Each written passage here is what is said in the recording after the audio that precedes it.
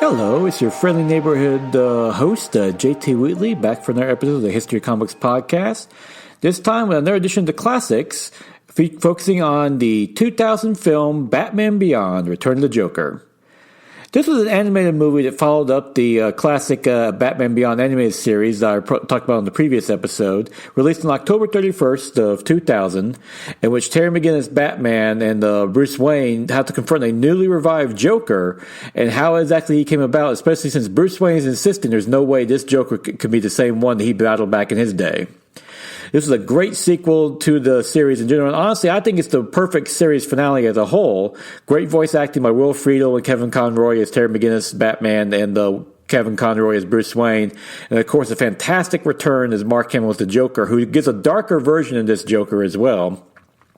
Behind the camera, all the returning showrunners are back. Alan Burnett, Paul Dini, and Bruce Timm, who do a great job, not only with the animation, which looks fantastic in this series, but also with the story, as they really do get to the heart about what the Joker did and why Bruce Wayne's convinced he didn't come back, as the Joker, back in the day, did arguably one of the most evil things he's ever done in his entire career. I mean, we're talking comic books, movies, even Heath Ledger's Dark Knight. This is the Joker. Joker did something so twisted, you go, yeah, there's a reason why he disappeared for so long. It's just a fantastic movie through and through, and honestly, it's in many ways it's the reason why DC started launching their direct-to-video DC anime movies, because this is fantastic from beginning to end. Great voice acting all in all. Animation beautiful, so yeah, definitely pick it up. And as a point, do pick up the PG-13 director's cut, not the edited version that was originally released, as it cuts down and kind of mutes a lot of the more traumatic events this series. And it does earn the PG-13 rating, so younger kids probably shouldn't check it out, but everyone else, check out Batman Beyond, Return of the Joker on Blu-ray or DC streaming. It is a true classic.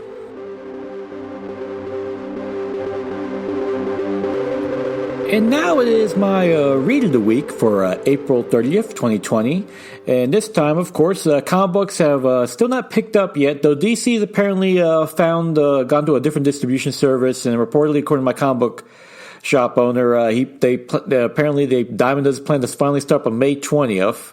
So there's some new books probably going to be showing up then. But until then, I like to get my comic book fix going. So this time I picked up Long Shot by Ann Nocenti and Arthur Adams, which is a 1986 six-issue miniseries that's now corrected in a trade paperback that introduced the character Long Shot along with the villain Mojo and his assistant Spiral. The story basically being this character Long Shot shows up from Earth from another dimension and has these mysterious luck powers. He's obviously an alien because he only has 3 fingers in each hand.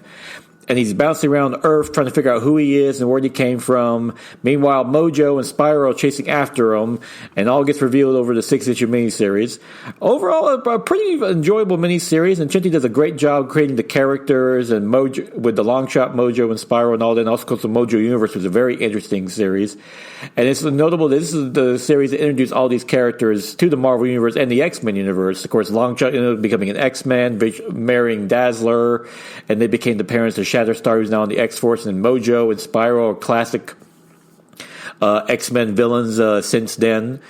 But the real thing about this series, because the writing, while okay, is some hand-fished dialogue and a little confusing at times, the highlight is Arthur Adams' artwork, where this artist really launched onto the comic book scene. He does these great dynamic poses and beautifully detailed art, and also he did things like he made Longshot's outfit functional, like he had pouches and so forth, because Adams said, I don't like the idea of a guy in a skin tight guy that would pull a device out of nowhere. And unfortunately, he became a big influence for the image artists, for better or for worse, as even he will say, like, I didn't go that overboard, as, you know, with Jim Lee and Rob Liefeld, they put pouches on pouches, for goodness sakes. But back to this actual series, it's a great, fun read, a nice bit of, comic book history, Marvel history, because, like I said, it introduces a Long Shot, Mojo, Spiral, and the Mojo Universe, and all that good stuff, and also launched the career of Arthur Adams, who ended up being a really great comic book artist. So if you're looking for a good read at your comic book store, since no new comic books are coming out right now, this is definitely one worth checking out. And of course, if you can, still try to frequent your comic book store on a regular basis, support them during these tough times. Pick up maybe a new toy or a game or a read, just like I said.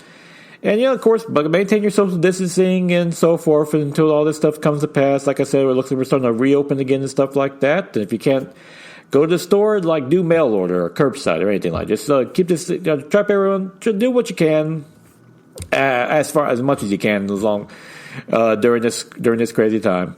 And of course, when you're self quarantined, go out and try to enjoy a good comic book like Long Shot, and also check out Batman Beyond: Return of the Joker, because that is a true classic.